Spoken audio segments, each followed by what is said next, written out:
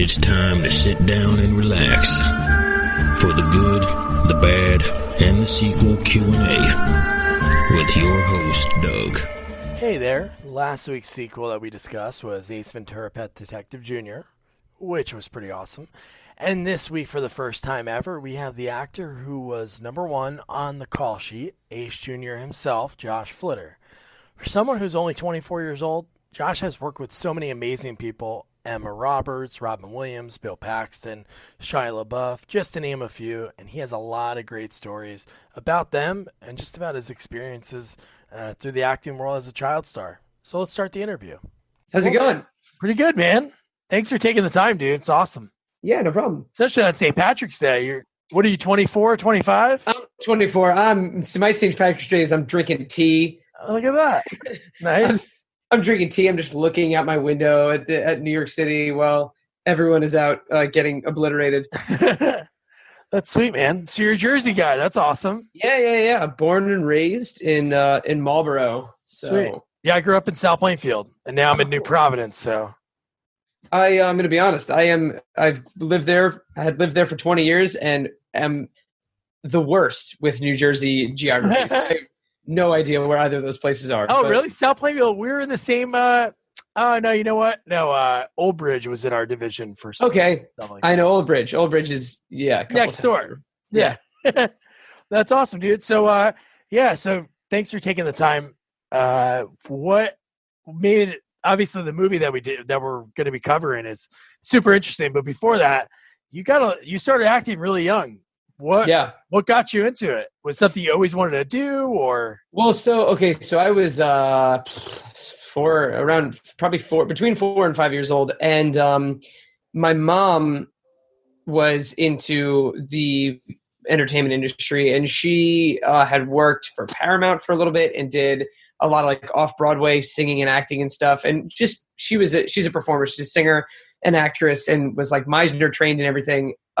So it was more of a, like, my mom was seeing if I would be interested in doing it. She tried with my older brother and he hated it. So she was like, by the way, I just am curious. May I swear? Because it might come out. And I just don't know. That's fine. Yeah. Okay, cool. If it comes out, I didn't want to be like, oh no.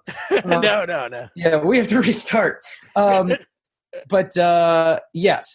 she had got my older brother involved, and he was not a fan of it. And he's 3 years older than me. And he was probably around 5 or 6 at the time. So then another year or so went past, and there's a funny story. This manager in Marlboro named Tamara Markowitz, she still is a children's manager. She called my house and had on the caller ID, it said like TM Talent Management. And this is back in, 1998. So caller ID was like, my mom was like, TM Talent Management, who's calling? And she picks up, and Tamara's like, hi, my daughter would like to have like a play date with your son, my brother. And my mom was like, oh, just curious, why does it say TM Talent Management? And she was like, oh, I'm a children's manager. Wow. And my mom goes, well, I have this 4-year-old if you want to meet him. And she was like, yeah, bring him over. And she absolutely loved me and was like, let's get him out right away. And I loved it.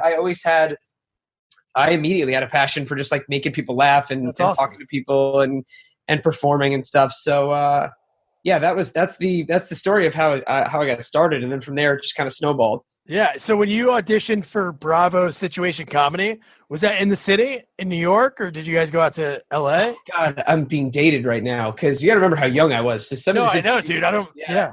It's hazy, but I remember bits and pieces of it. I think I probably initially auditioned for it here, but then I auditioned because the point of that show was they were making a show about the making of a show. Yeah. It's a reality show, so everything was real. But I auditioned for, so the director of the pilot that I did, I believe, was Fred Savage. Either he directed it. Yeah. No, it was. And he, what a sweetheart he is. And I auditioned in LA for him and for the whole crew there, all the producers and stuff. And I always remember I walked in and, because the show was called Steven's Life, and I was supposed to be kind of like a little man. And my mom and I like decided, we're going to dress me up in like a suit and tie. And I walked in with a briefcase. I remember walking in with a briefcase, and I put the briefcase down, and they lost it immediately. They were like, "This is ridiculous. This like 9 or 10-year-old kid is walking in here like he just got off of work, off like a 5-day work week, and he's like, fuck, I need a drink." Like I just walked in and like put the bag down, and I think that right there they were just like, this kid's got it. That's awesome. So when you, at a young age, did you like realize like, hey, this is Fred Savage, or like later in life, you're like, oh, that's Fred Savage? I did. I mean, I knew but didn't know. Like my parents were like, oh yeah, the Wonder Years is this huge show, and he's super popular. But like I knew, you know what it was? I knew him as the guy with the mole from Austin Powers. Yeah. I remember. I think it was probably around that time. Yeah, right around then. Yeah. Yeah, and I remember saying, like, that was the thing that I was like, oh, the molly. Like, I thought that was, because I was, 9 or 10 years old, and Austin Powers is the funniest thing on the planet. Oh, yeah. So, like, when you're 10 years old, it's like every joke in that is, like, the funniest thing you've ever heard. No, definitely. Yeah. That's awesome. And then right around that, you work with some pretty talented directors. You work with Bill Paxton. Oh, what a guy. Greatest. Yeah, he's amazing. He was glad that he passed away. Yeah, and he was one of the sweetest people. There's another fun story. There is my cool. When I auditioned for that movie, I remember sending in the tape. I did it at the agency, and then he was in New York. Bill Paxton was in New York, and he was like, "I want to meet this kid," and we went to get breakfast. Yeah, breakfast, and it was me and him and my mom, and. Oh, wow. He goes, all right, like, let's go sit. And my mom goes, oh no, you can just go sit with him. Like, I don't need to be there. And he was like, really? I figure you would want to be there. And she's like, no, he can handle himself. And we went, and it was like just me and Bill Paxton having breakfast in like the hotel lobby, or not the hotel. No, it was like an upscale, like a nice diner or whatever. And there's Bill Paxton sitting across from this 9-year-old kid. That's awesome. And we're just like shooting the shit. And he was like, another one where he was like, I just thought this kid was so funny. And my mom like went shopping or something. She was like, oh, I'll just meet you after. Like, he can totally handle himself. And I remember hanging out with him and it being such a great time. And then I screen tested with Shia. And he immediately we just became like best friends. Oh, awesome. And that was like one of the most fun experiences ever shooting that movie. Yeah. Bill Paxton. I don't know if you ever looked up on how he got started. He was like a set designer. Like he would build movie sets, and he was good friends with James Cameron. I did know that because James Cameron came to visit. Oh yeah. One day he came 1 or 2 days because they were like best friends, and he came to visit. And I'm pretty sure I met him just like because he came to visit. But yeah, it's a pretty wild story. So he, I forgot what movie James Cameron was like, because they just did it together, and then he had his first movie that he was directing. He had Bill have a small role in it. It might have been in Terminator. So that's like one of Bill's early movies. And then when he was shooting Aliens 2, he was like, "Hey, you should be in it. Come out, film it." So you ever see Aliens? I saw Alien. The Ridley Scott one is one of my favorite movies ever. Okay. And then I think I've seen Aliens, and then I don't know. I lose track from there because there's Aliens, and then is there Aliens 2 or is it Aliens 3? No, it's Aliens 3. Yeah, I misspoke, but yeah. No, there's an Aliens 3, which is like, I think we're going to cover that one because that one's really out there. But Aliens, I think James Cameron either produced or directed that one, but he was like, hey, Bill, you got to come out. So he went out to that studio, the one that's kind of like the Hollywood of London. And he went out there and he's like, hey, there's these scenes where you're going to be like screaming with a gun. So he like threw him like a poster holder, like a poster container the way you ship a poster. He's like, here, pretend this is a gun. I'm going to turn this camera on. So he made him like do this weird shoot, and he's like jumping on the couch and everything. And then he said when he left, he was like, I've known this guy forever. Why did he just make me do this weird thing? He like took a bus, and no, he's a really down to earth guy because the way he started. So yeah. Oh no, he was the sweet. That was his directing style too, which was very. And like at this point, it's getting a little hazy because that was 14 years ago, and I was. Oh yeah, dude. But I remember he was very like rigid and very rugged. That was like all his style was very much like I want real, I want gritty, I want. Even though it was like a golf it was a Disney movie and it was about golf. He was like, I want this to be a story about this family and these relationships and the hardships that these kids are going through and that these adults are going through, rather than just like, oh, it's about an amateur golfer overcoming the odds and beating Harry Vardon. It was like he wanted this real grit, and I think that comes from his background. I remember he would like make references. He'd be like, making Tombstone, it was like this, or making Twister, it was like this. We had this real rugged, raw kind of thing. And you're saying this to me, and I'm like 9 years old. I'm like, I haven't seen Tombstone, Bill Paxton. I'm 9, so I don't know what you're talking about. That's cool. He was able to relate, especially directing a movie with a lot of young people in it. Yeah. Yeah, so and I want to shout out James, his son, who I'm still good buddies with. Really? That's awesome. Yeah, he's a great kid, and he's acting a lot. He's doing great. But cool. Yeah, no, James is awesome, and Bill is fantastic, and one of the best people I ever had the fortune to work with. Yeah, that's cool. You still connect with his son. That's awesome. Yeah. Yeah, and then when you search your name, there's photos. You're on Jay Leno. Yeah, I was on Leno, I think twice. Oh, what do I mean, I think twice? Yeah, I was on him twice. Were you promoting something, or? Yeah, I was on for, I believe I was on for the greatest game ever played. Oh, cool. And then I was also on like 3 years later for License to Wed and Nancy Drew. I think we're coming out around the same time. Oh, yeah. And Leno was a great guy, and he was like, oh, yeah, you come back whenever you want. And so my publicist was like, let's get him back on. And then they were really great. That's awesome. Yeah. And then just reading, they said, again, these are the things on IMDb, so you don't know if they're 100% true. So you'll tell me, yeah. So just from that appearance, you were able to, one of the producers like noticed you from that, and that's how you got Nancy Drew, like an audition for that? Or, okay, so maybe that was the story. I actually don't really know. I know that, from Leno. From the first Leno, yes. Okay, cool. So what happened was Jerry Weintraub, who was one of the most famous producers of all time. He's incredible. There's a documentary about him on HBO, I think. Oh, really? Nice. I didn't know how successful he was when I was working with him, but like everyone around me was like, this guy is like the guy. And I was yeah, okay, sure, whatever. He made the original Karate Kid and all of the Ocean's movies. He very famously, for Ocean's 11, called Brad Pitt and told him that Clooney was doing it, called Clooney and told him Brad Pitt was doing it, called I forget everyone else in the movie, but called all of them, saying that each other person was going to do it without them having said they were going to do it. Oh, so when they all showed up, they were all like, oh, you're here? I didn't even know. And at the end, they didn't realize that any of them were supposed to be, like, none of them had said they were going to do the movie. He just convinced them all to do it by saying that everyone else was going to do it. And then they were all like, all right, yeah, this is fun. And then they made it, and obviously they were hugely successful. Yeah, that's amazing. But so I think he saw me on Leno, I guess. And then in Nancy Drew, the character was originally that I ended up playing this character named Corky, and he was like Nancy's kind of sidekick. And it was originally supposed to be someone in their teens, like around the same age as Nancy at the time. And Emma Roberts was 15 or 16, and I was 12.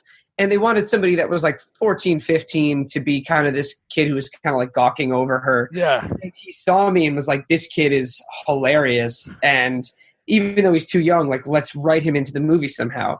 So they switched the role around, and I remember him calling me, and my mom was like, hey, Jerry Weintraub is calling you. Like, this is a big deal. Like, be professional. And I was like, yeah, all right, whatever. Like, I didn't know what the fuck it was. And I was like, hey, what's going on? And he's like, hey, Josh, yeah, it's Jerry. Well, listen, we want you to do this movie. Would you like to do it? And I was like, yeah, sure. Fuck it. Like, it's fine. Sounds good. And like, I had no idea until way later in life that I was dealing with like one of the biggest producers in the history of Hollywood. But he loved it. He loved the spunk and the just the fun attitude that I had. And Yeah, he ended up like making the executive decision to be like, get this kid in the movie. And then that was probably one of the biggest roles that I had in a movie that still to this day, that's probably the most recognized that I get, because a lot of the demographic for that movie was people that were like my age or a little bit younger, a little bit older, mostly girls. Yeah. And now it'll just be like, I'll get these follows on Twitter or Instagram and they'll DM me and just be like, Corky. And I'm like, hi, I don't know you. And they're just like, Corky. And I'm like, yeah, that was me. That's me. But it's fun. It's really silly. And when I meet people now, because they'll be 22, 23 years old, and they'll be like, wait a minute, you look familiar. And then I'll end up saying, oh, it's this thing. And they're like, that was my favorite movie when I was 12. Holy shit, this makes no sense. So it's really fun.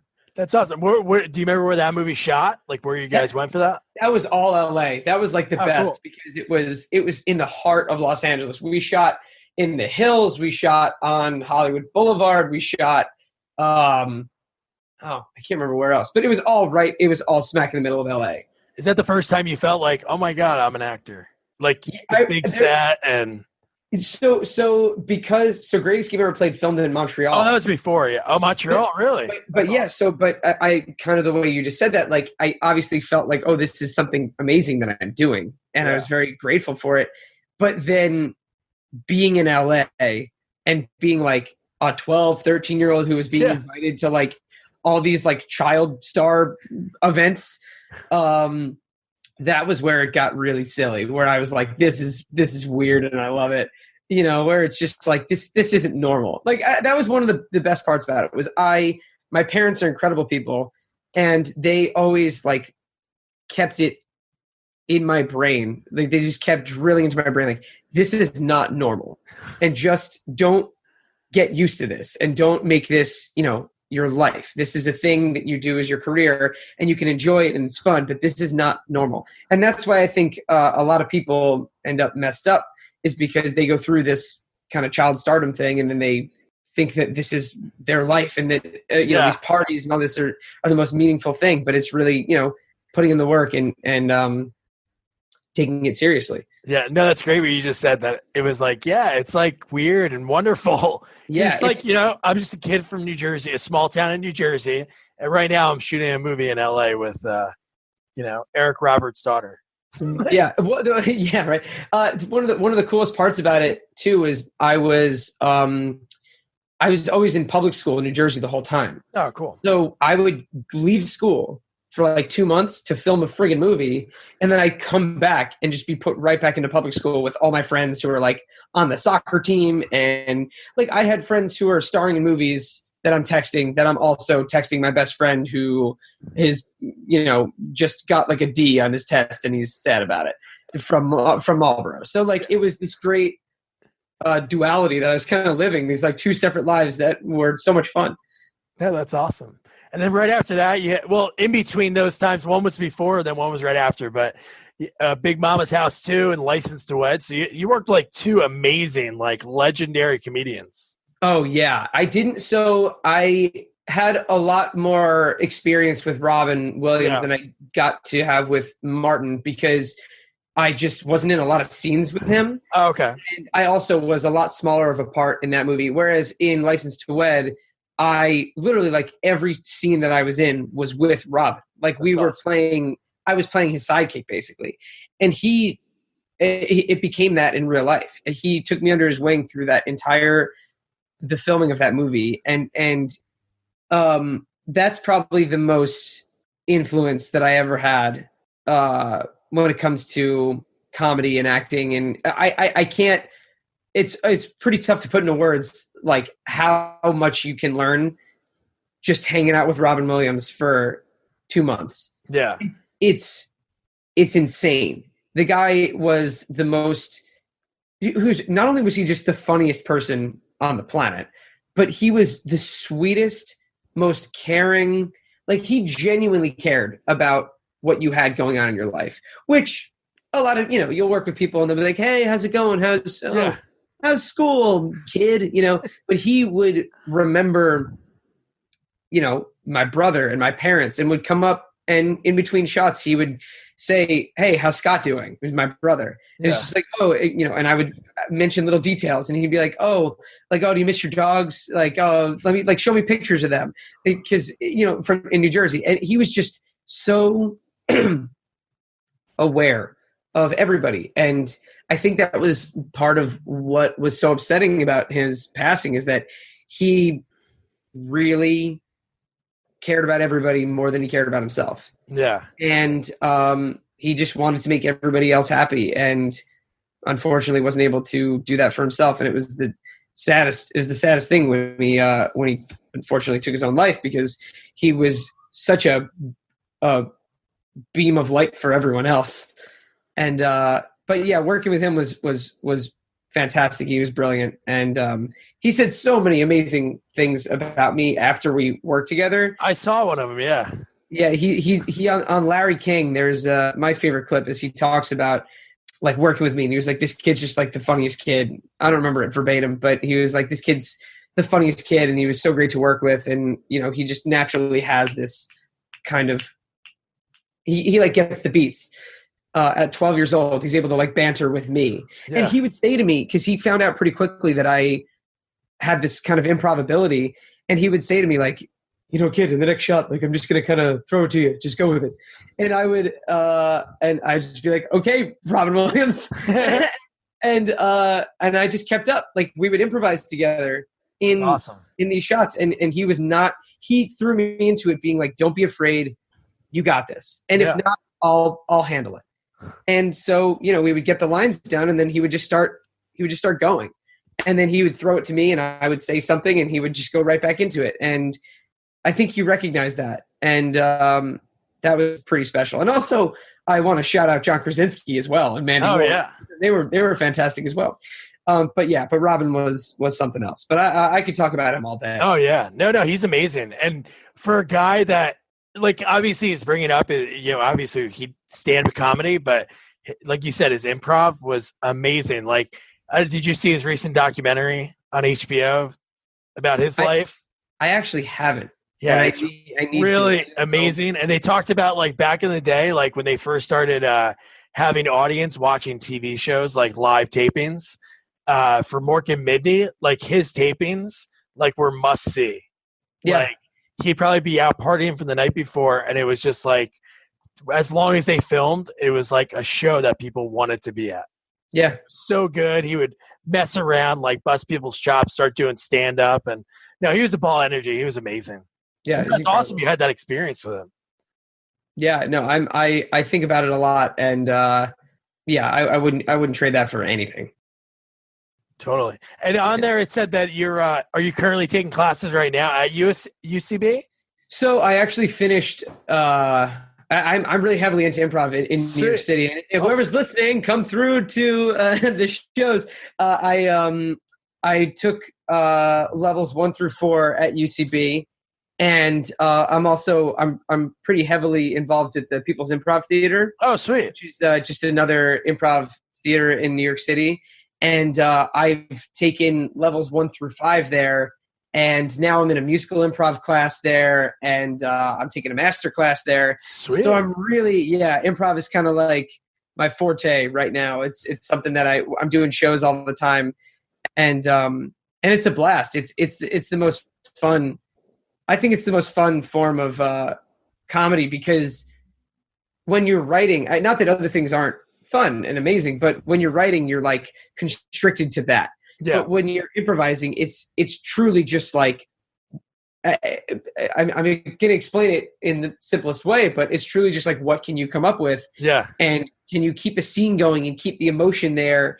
And people don't realize how good improv is versus bad improv, because good improv is so emotional. And it's so you're watching it and you're caring about these two people that are on stage, if it's 2 people in a scene, and you're not realizing that you're caring about it. And that's what makes it so much funnier, because if 2 people are on stage and one of them's just being "Oh God, I'm a lobster and I just took a crap," and the other one's "Oh, I'm a bagel," it's not going to go anywhere. But when you have 2 people and they're going through a messy divorce, it's like, oh, this is kind of real. Yeah. And then they're dropping these hilarious bombs throughout this conversation that you're like, oh, I can kind of relate to this. And then that's where you see the magic of, holy shit, I'm relating to this thing that they're totally making up right now.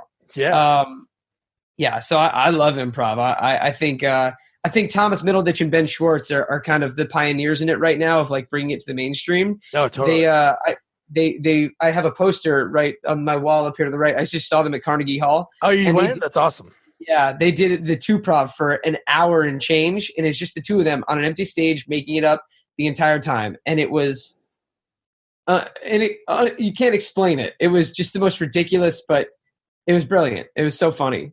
Yeah, I wish there was more, like obviously Who's Line, but the more of the long form. I took a few classes. We lived in Portland, Oregon. I took a few classes, and I do improv with some buddies. We have a separate podcast where we like do improv. But no, like you said, it's the most beautiful thing because when you're done with it, you're like, I'm never going to do this again. Like what just happened, it's just never going to happen again. That's what's beautiful when you watch it. You're like, like you said, when there's good improv and bad improv. Good improv, you're like, how did they just do that? How do they do that? Yeah. Yeah. Like I'm sure you're listening because you're at UCB, Besser, Improv for Humans. Like you listen to that and you're like, dude, how do they get to where in that scene from the suggestion, they got into like the most beautiful scene or the most wild relationship, but you're like so into it. And a lot of it, sometimes you're not even just laughing. Like you said, you're just engaged. Like why am I engaged about this? I had a teacher at the pit named Pat Sweargen that would say, like, sometimes it's fun to just do like dramatic improv. Just kind of take the audience and confuse them, and just like don't be funny. And then you'll find how much more engaged the audience is because they're like, is this supposed to be funny? I don't understand. Why do I feel something?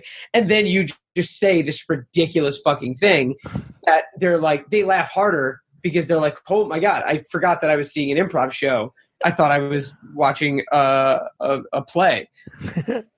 That's awesome, dude. When do you perform? What are some of the shows that you have? Like, is there they're kind of scattered, but I have a group that I helped create called Unnecessary Sequels that we do. Oh, okay. Which kind of this. Look at that fitting.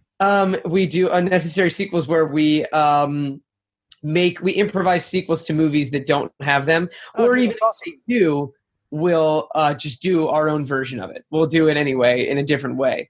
So I kind of introduced the show by saying, a lot of movies have unnecessary sequels, whether it be Son of the Mask or this other one called Ace Ventura Jr. I don't know if you guys have heard of it. I haven't prior to today, but I saw it online and I thought it'd be funny to mention. And there's always like, it's a silly gag because I either throw it up as a picture behind me of like me as a, and then we we'll like improvise a sequel, but it's the shows are kind of scattered. And I think it just come through. I would, more than anything, I want to just promote the Pit because they have such fun shows and everybody thinks, they initially think UCB, but UCB is fantastic, but there's so many other great improv theaters in New York and all over the country, but the People's Improv Theater is like, you get such eclectic shows, at UCB, it's pretty much just a Herald form over and over. Yeah. So if you don't want to see that and you want to see something completely different, the Pit has all different kinds of shows with all different types of forms. And then there's the Magnet as well. And the Tank, they have all these different shows, but I encourage people to go see improv and then get involved. It's so much fun. No, it is. Yeah. No, I definitely want to. Yeah, I'll follow you on. I'll find you on like Twitter. I'm sure you post when you're going to perform. Oh yeah, I post on Instagram and Twitter more than anything. All right, cool, sweet. Yeah. All right, so now we're into it around your timeline. Then you got Ace Ventura, Pet Detective Jr. So yes, sir. The perfect segue. Now, when you were auditioning for that, do you remember you were a little bit older. You were 14 then? I was 13, but 13, it's funny because I almost remember less of auditioning for this movie and more of just the filming of it. Okay. Because I don't know if I formally auditioned for it. Oh, okay. It was kind of the setup thing of like, we want you to be this character. And I remember meeting with the executive producer. I feel like an idiot because I can't remember his name, but he of Morgan Creek Productions. He was the executive producer of the first two movies as well. I'm guessing it's James Robinson. James Robinson. Yeah. And I met with him, and he was like, "Look, we have this plan. We want to make this this whole timeline, like Ace Ventura, about his son and kind of growing up in his footsteps. And it'll be silly because I was like a fat little kid, and it's like it'll be really silly because it'll be like for kids, but then we'll grow up with you, and as you get older, like the role will get older." And there was originally this plan to do this kind of multiple movies franchise, if you will, and that very quickly fell through, which there's a lot of stuff that I don't really still to this day know about, but it didn't come to fruition in the way that I think a lot of people that were involved with it hoped that it would. But I don't want to say anything negative about the movie in the sense that like the creation of the movie was still one of the most fun, probably the most fun experience I ever had. And the director, David Mickey Evans, is He's like awesome.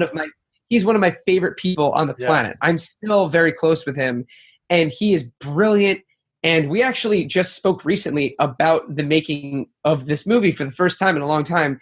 And we talked about it being like the two of us kind of going into it feeling like it was us against the world, and that we were so proud of what we made with the situation that we had. Yeah. It's not going to be easy making a sequel to a movie that's so beloved, and it not having that person in it, and it being for an entirely different demographic.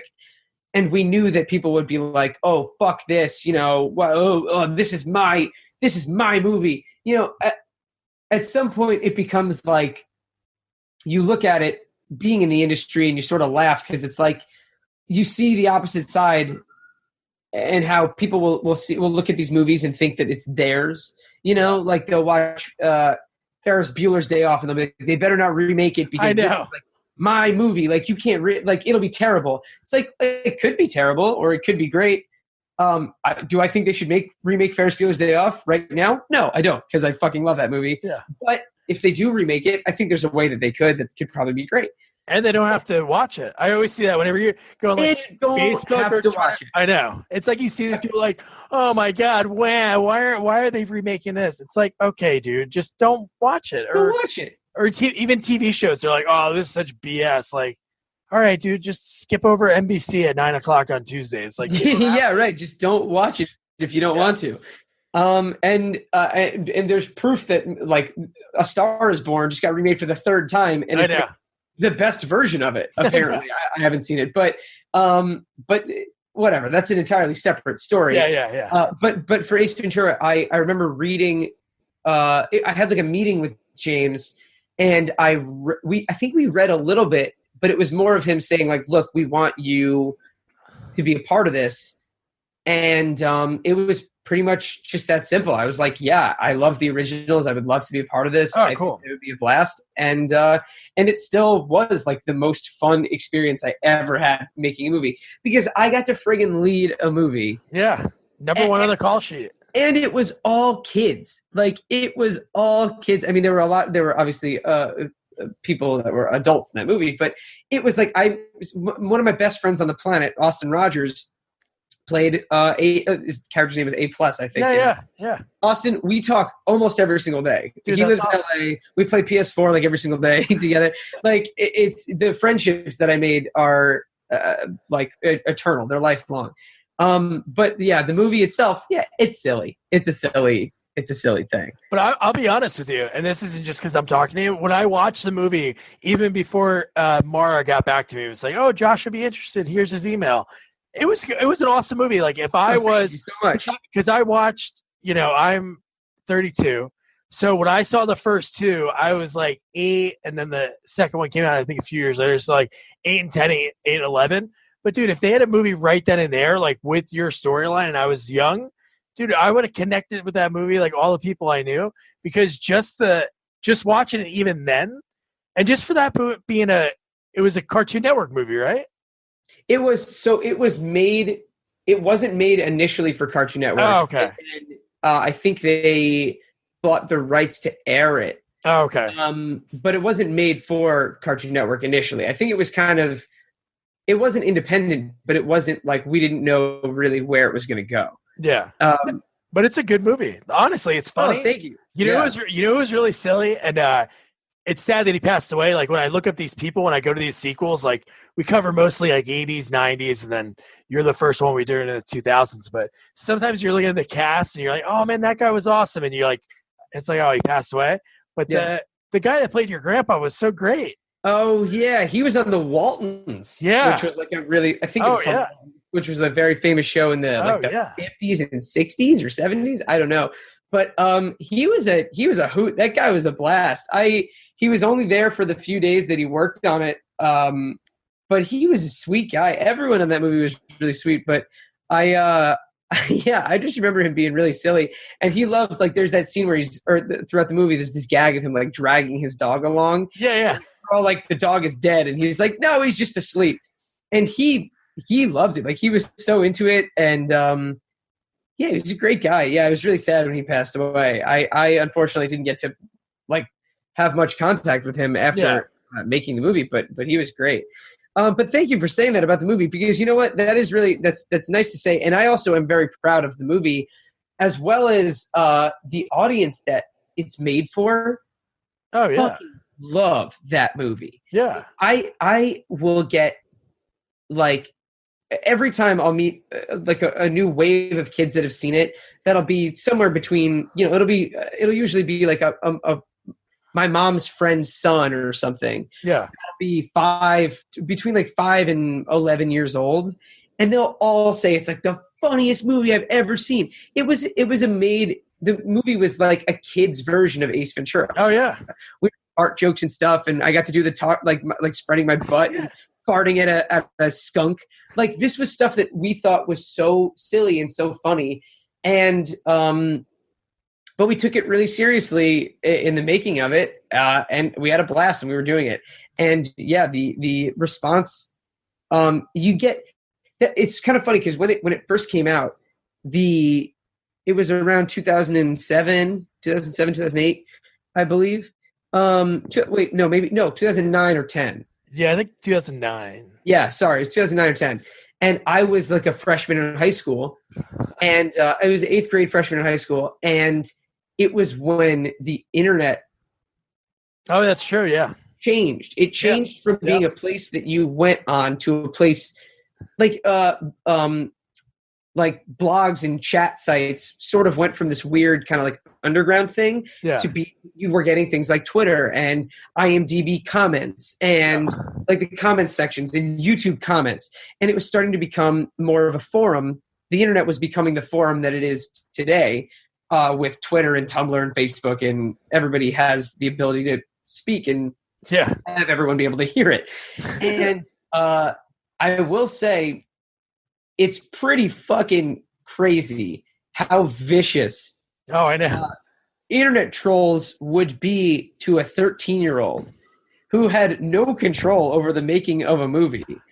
And thankfully, I'm not a person who, like, I have very thick skin, as well as, like I said, my parents are raised me right, and I was a very smart kid, and I knew, these are just people that are just upset about something, and they're taking it out on a kid. But it taught me a lot about the internet and people, and just kind of how evil people can be for no reason. And it was a hell of an experience, because I got kind of thrown to the wolves right as the internet was blossoming into this interesting melting pot that it is now. Because you get people that would comment and say, leave this kid alone, he's just a 13-year-old kid, and the next comment would be like, this like fat little fuck ruined my favorite movie. And it'd be like, what I'm sorry, did they make a director's cut of the original Ace Ventura that like put me in that movie? Because I don't remember that happening. That'd be pretty sweet, but I don't remember that happening. So it was an interesting time.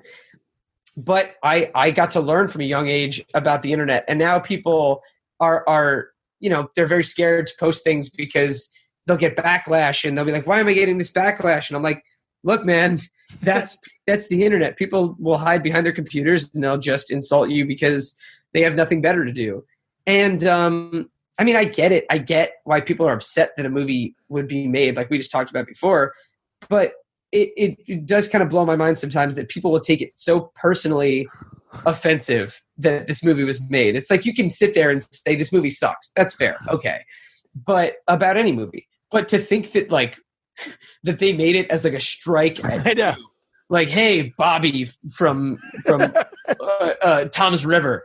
Hey, man, fuck you. We're making this movie because we hate you. And it's like, why me? And, yeah, we're making Ace Ventura Jr. because fuck you. That's why. And it's obviously none of that. So, but you said it. Yeah. You said exactly right. Like for any movie, there's a demographic that like you just mentioned before. Star is Born.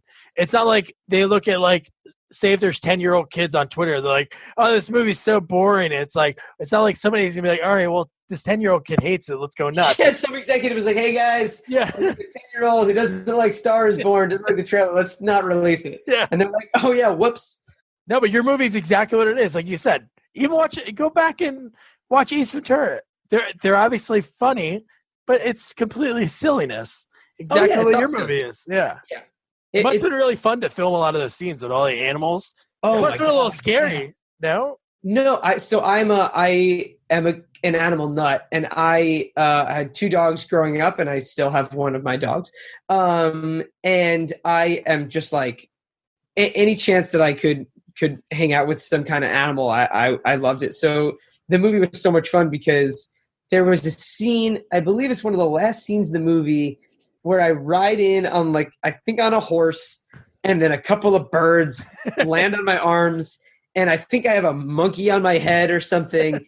And I just remember the animal trainer was like, all right, this is going to be cool, but don't move. Just let the animals just kind of be there. And I was like, okay, sure. And they did. And it was so much fun. But I was scared of a tarantula. I don't like insects, nor do I like creepy crawly things, and I know that tarantulas are not insects. But anything that's a bug or some type of anything like that. There was a tarantula that they put on my shoulder, and it just crept towards me, towards my face. And literally, if you just put your hand on your shoulder and you do that, yeah, that's exactly what it feels like. Creepy. And it is just the creepiest thing. And then they put it in my hands, and they were like, just pet it. It was very fuzzy and very furry, and it was cute. But I was like, you know what? I'd rather hold something else. That'd be nice. And one of the coolest things was I got to hold, in one of the scenes, I'm holding a baby alligator. That's awesome. That was real. It was a little baby gator that was probably a foot long or less than that. And they were like, just look, hold it by its head. Don't put your finger in its mouth.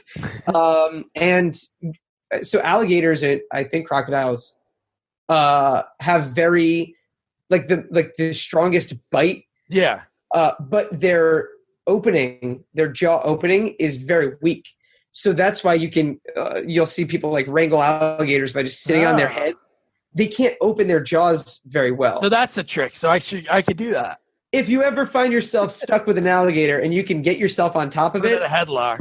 You just got to hold its mouth shut, and it's not that hard to keep its mouth shut. Now, would I recommend going out and doing this for fun? No, probably not. But it's a thing. But yeah, so the baby alligator, they just hold it by the back of its head so it can't whip itself around and bite you. And they handed it to me like that, and it was very docile. It was very cute. But it was great. It was a great experience. That's awesome. How long was that shoot? Do you remember? And where was it at? So we shot that in Orlando, Florida, and it was only a month, which was a very tough test because we had a lot to do and not a lot of time. And I remember, I think we extended a couple of days longer than we were supposed to because we just had to. And it was definitely some intense hours some days where we were like, look, we have to just keep shooting. And being a kid, you only get a certain amount of hours. Yeah. I think when you're 13, you probably get like 8 or 9 hours of shooting. I know when you're like 7, 8, 9 years old, I think it's like 7, 8 hours, 9 hours or something like that. And then once you're 10 and on it increases a little bit each time. I don't know. I don't really remember. That could just be completely wrong. But I know that I wasn't supposed to work for too many hours. And I'm not saying that I worked extra because legally I don't think that I could have, but I'm not saying that there were days that I didn't spend a little bit of extra time, but not on my own accord. Like I wanted to. Yeah. I love movie making. I love TV and film. And I just was like, I want to be here. And if it meant staying an extra half hour and the sun was going down and we needed the shot to finish the day, I was the first one to be like, let's fucking do it. And I think that was something that the production team really liked about having me on and admired about a 13-year-old that was like, I'm in it to win it. Like, let's do it, rather than being like a little prima donna who's like, oh, my hours are up. Fuck this. I'm going home. I was like, I want to stay here. I want to make this movie. So now, was that filmed in the summer? Like, did you have to go to school like on set?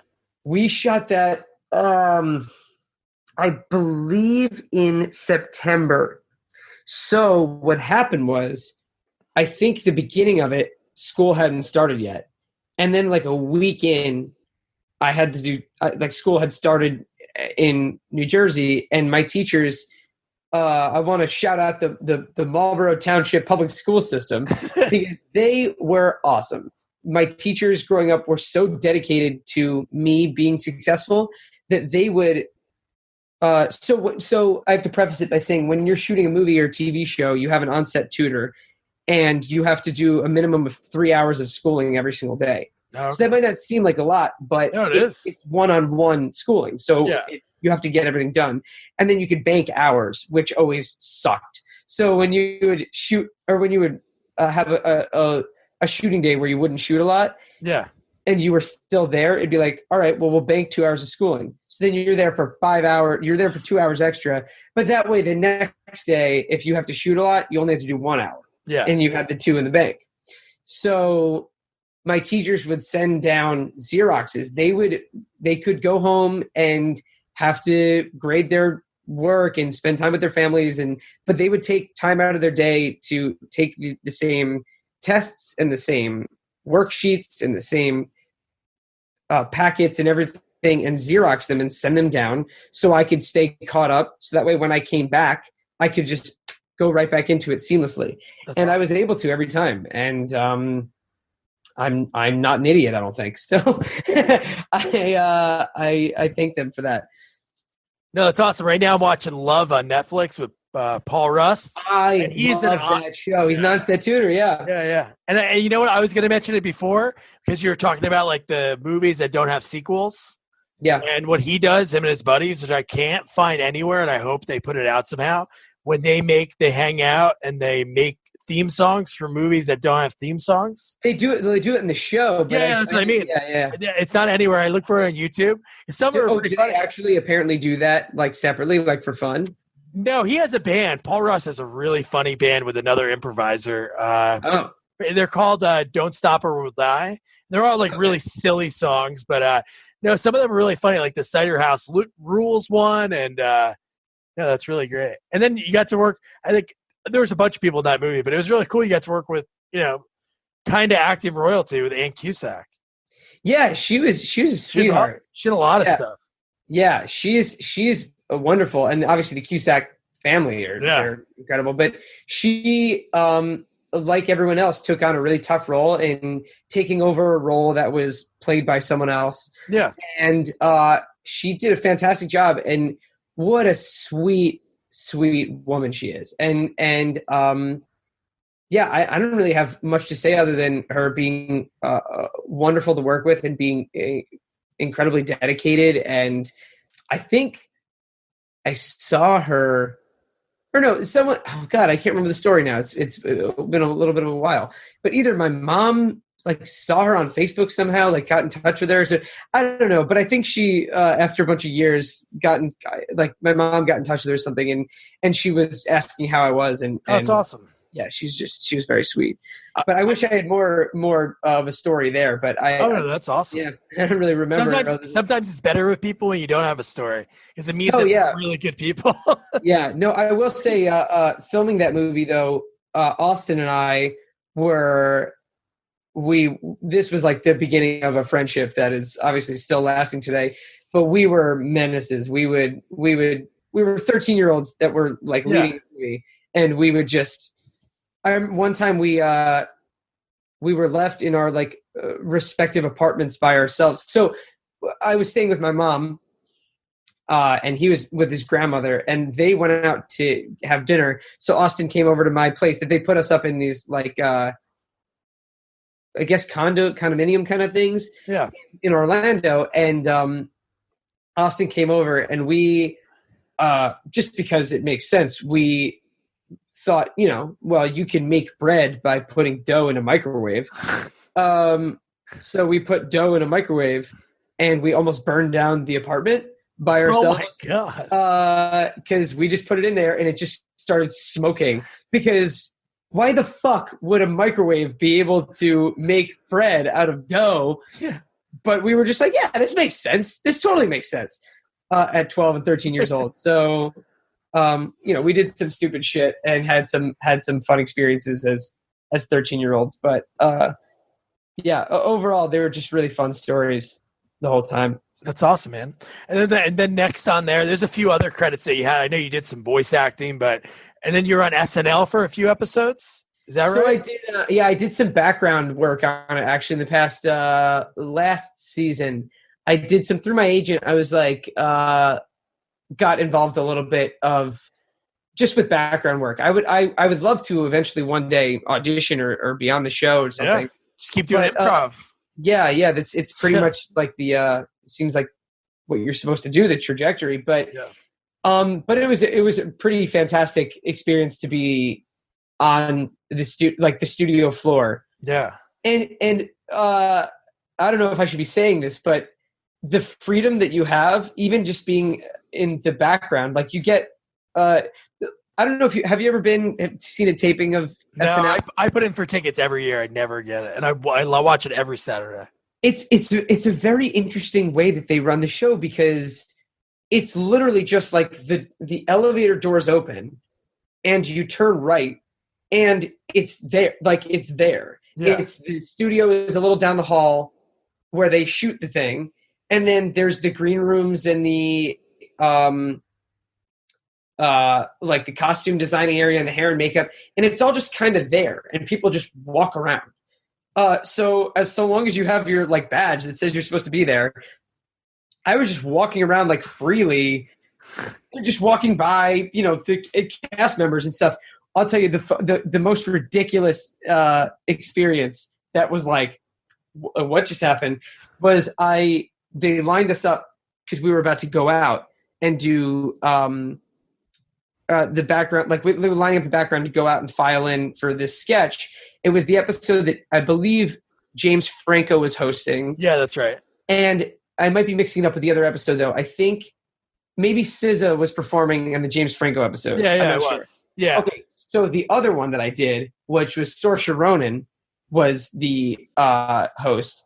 U2 was the performance. Oh, nice. And we're standing there in this hallway, and we're all it's a very skinny hallway, and we're leaned up against the wall as Mikey Day's walking by with like scripts in his hand, and oh god, I can't remember his freaking name. Who hosts the Weekend Update? Michael Che and the white guy, Colin Jost. Yeah, Colin Jost. Colin Jost is walking by with cue cards that he's like writing on as he's walking by, and then someone stops in front of me and turns and looks, and it's fucking Bono, and he looks at us, and I'm not going to do a Bono impression, especially on St. Patrick's Day. I don't want to offend the Irish. And he looks at us and he goes, "You look like you're in a firing squad." And we're all like, "Oh yeah, we're just lining up to go out for the background." And he's like, "Oh, cool. This is cool. You guys are This is cool. He's just like laughing, like he's just like looking at us, being like, "Oh, nice. This is gonna be a fun looking sketch that you guys are in."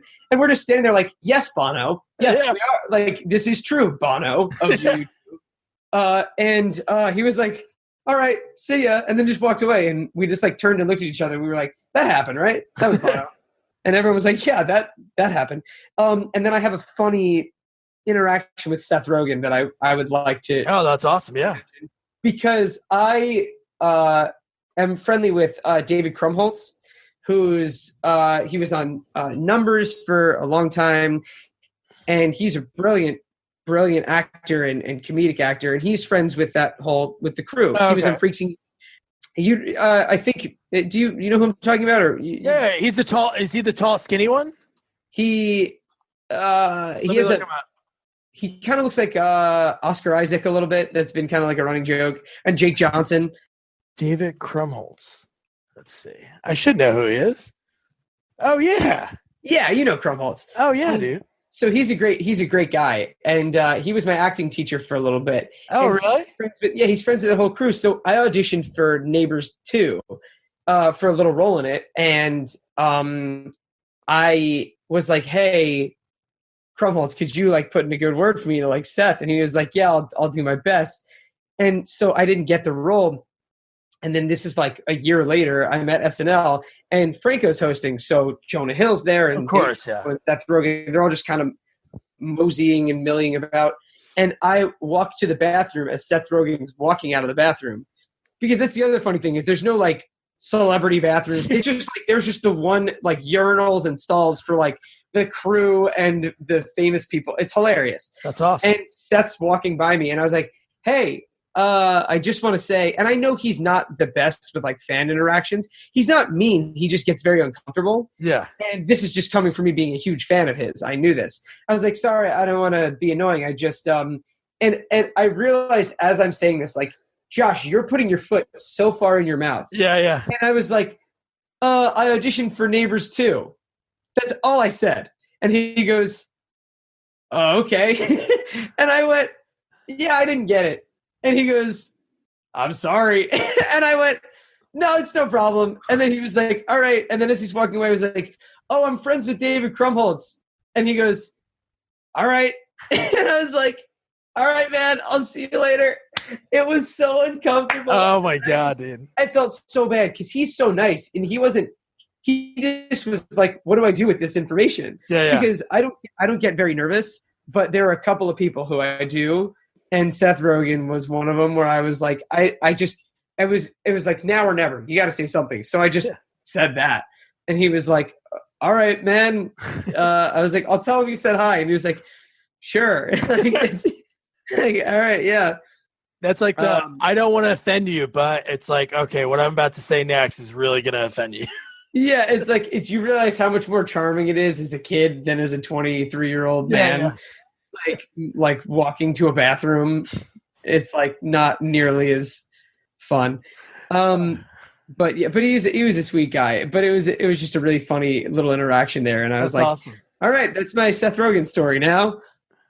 That's cool, man. And then just before we're done, and thanks again for taking the time. You're recently on the last season of the newest season of Maisel. Yeah, that show's awesome. That was an awesome experience because I auditioned for Amy. I want to get her name right. It's Amy Sherman Palladino, right? Yeah. Is she the creator? Yeah. I auditioned for her for season 1 for a different role. Okay. And I thought it was a good read, and I auditioned for her. She's incredible because she writes the show, she directs the show, produces the show. She's freaking believable. And I got to audition for her, and then I didn't get it. And then a year later, I get called in to audition for a different role. And literally, I went to the studio where they shoot it. And what she does is she friggin', just to add to her workload, she will leave during her lunch break and come and audition people during the lunch break for the next episodes. Wow. So they were shooting the first episode of the season, and I auditioned for episode 2, I believe, of season 2. And she just like came up from her lunch break for like the 4 or 5 of us that were auditioning. And she said like, she looked at my resume and she was like, oh yeah, you came in for season 1, right? And I was like, yeah. And she was like, yeah, I remember you. You were great. And I was like, thank you so much. And then I read, and it was only a couple of lines. And she was like, all right, thank you so much. Thanks for coming in. And I was like, thank you. And I left and I called my agent and I was like, hey, it went really great. And then all of a sudden my phone's, or no, sorry, I called my mom and I was like, yeah, it went really great. And then my agent called me. I'm in the Uber on the way back to my apartment. And they go, yeah, they want you. Can you turn around and go back for a fitting? And I was like, sure. So I booked it. I guess after that, she just like had to make the decision so quickly. She was like, yeah, I like this kid, and just like said cast him. And then I got to spend a day in an unbelievable clothing factory in Bushwick that's been there since like the mid 1900s.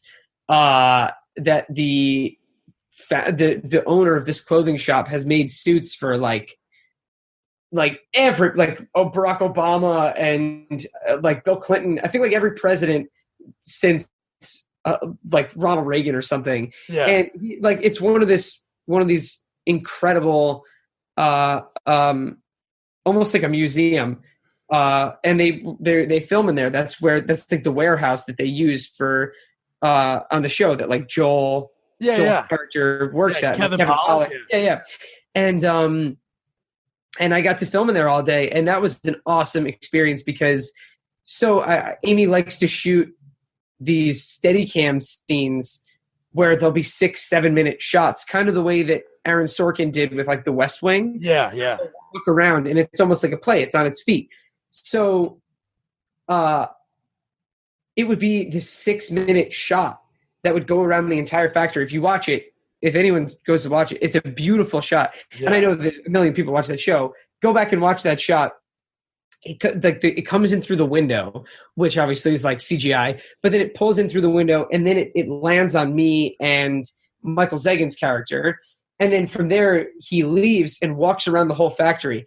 And there would be times where he would get so far and flub a line, and he would just hear like, yeah, and then back to one, and they would walk all the way back, and everyone would reset, and they would restart it, and they would redo the entire thing. So we were there for 5, 6, 7 hours, but we only did like 12 takes. Yeah. Because each take took so long and then so long to reset.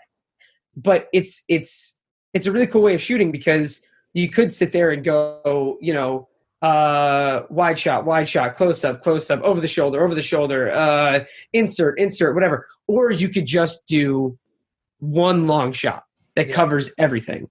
And that way you film 6 pages right there.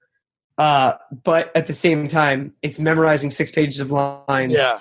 Getting 6 minutes worth of, but you're basically making a play for 6 minutes and filming it and hoping that everything goes right the day of the play that you haven't rehearsed. It's just so we got there. I got there at 6 a.m, I think. And we rehearsed from like 7 to 9. And then from like 9:30 to like 3, we shot that same scene over and over and over again until they got it perfect. That's awesome. Yeah, those scenes are always great because when you notice them happening, like especially the one famous one is like the one from True Detective, season 1. Yep, when they get in the helicopter and they go up and they showed the behind the scenes. Like I remember right after that episode, HBO had like a behind the scenes thing. You had like so many people on walkie talkies, like coordinated everything, like go, and like they have all the guys running out, and it's unbelievable. There's a really great one that's in I think it's Children of Men is the. Yeah. No, not Children of Men. Sorry. It's Children. No. Sorry. Or maybe it is. Is that like the movie where it's like that's the one with guy, I can't think of his name. British guy. He's always. But there's that scene in a car where it keeps spinning around. Yeah. Shot, and it's fucking nuts. But yeah, that's another one. Now I'm just like geeking out on movies, which I could do all day as well. Well, awesome, man. Well, thanks so much for taking the time. Oh, thanks for having me. I hope I didn't ramble on too much. Oh no, dude!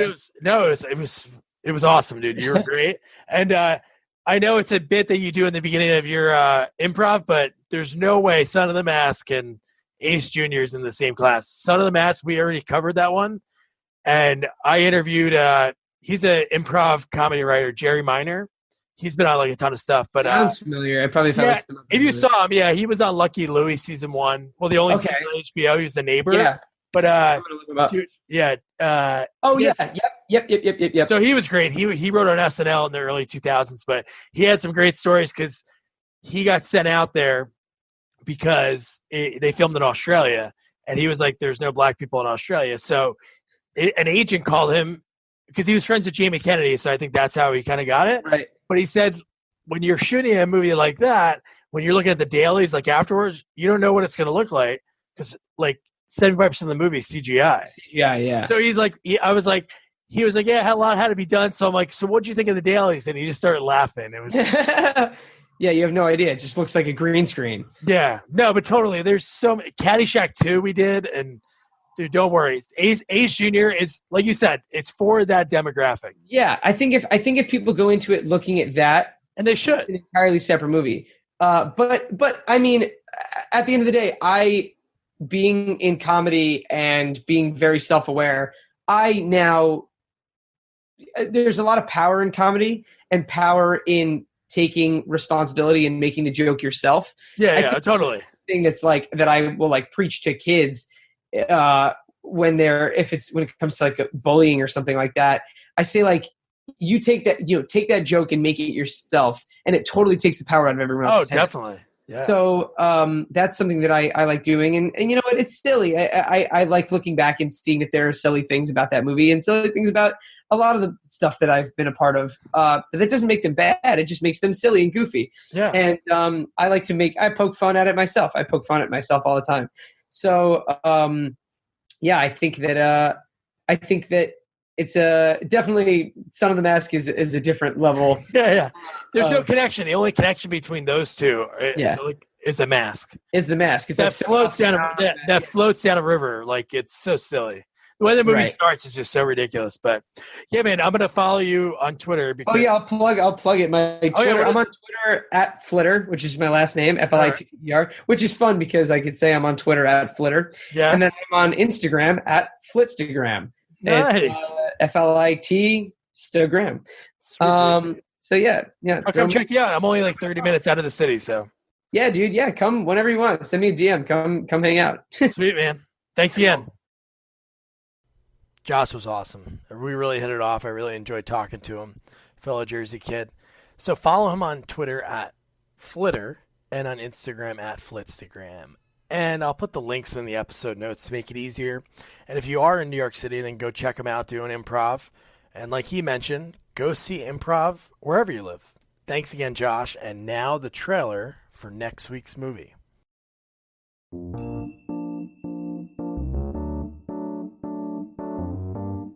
Mr. Alert. Here's a map of the property. Don't need it. It's already been scanned. Locked and loaded. Sir, yeah. That way. Had that upside down when I scanned it. That's why. It's on you. I heard you're pretty good on one of those things. I've been known to dabble. Monkey hopping it. Oh! Missed it! Oh! Still got it. Come on, Dad. It's a vacation. Try to enjoy it. Someone's taking down the hotel!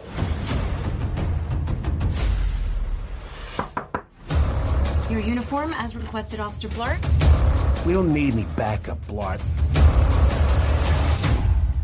Neither do I.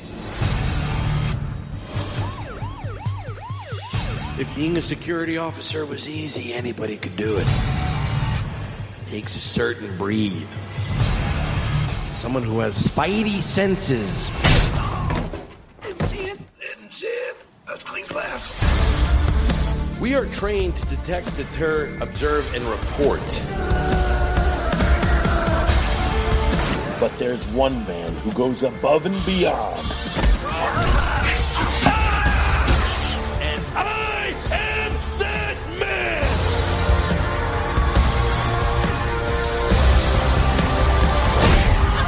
Oh, sweet mercy! I am so sorry, ma'am. Are you going to want turn down service?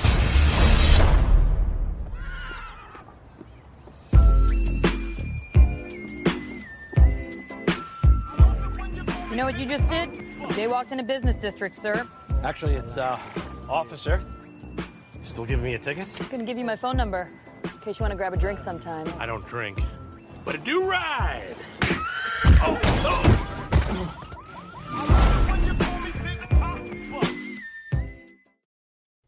Okay, so we're doing things a little bit different. Next week, we're going to have an interview first, and then the following week, we're going to be reviewing Paul Blart 2. The reason is because we got someone who is hilarious comedian on stage. He has viral videos about coffee and bread and milk. And one of them, the bread and milk, has over 17 million views. And he creates amazing content daily, and that is Vic DiBattista. Vic is insanely popular. He's starting a tour right now, so he took the time to sit down, but over the phone chat with me. So that's a lot of fun. So you're going to hear that next week. Then the following week is going to be the review, and then we're going to get back on track. So don't worry about that. And so if you're around this weekend, if you're in Connecticut, go see Vic over at the Foxwoods. And then next weekend, July 19th, he's going to be at Infinity Hall Theater in Hartford, Connecticut. July 20th, Hampton Beach Casino Ballroom in New Hampshire. And end of the month, July 27th, at Westbury Music Fair on Long Island. So it's a great interview. You're going to laugh. He's hilarious. So subscribe to us, rate us, tell your friends, and thanks for listening. Good night.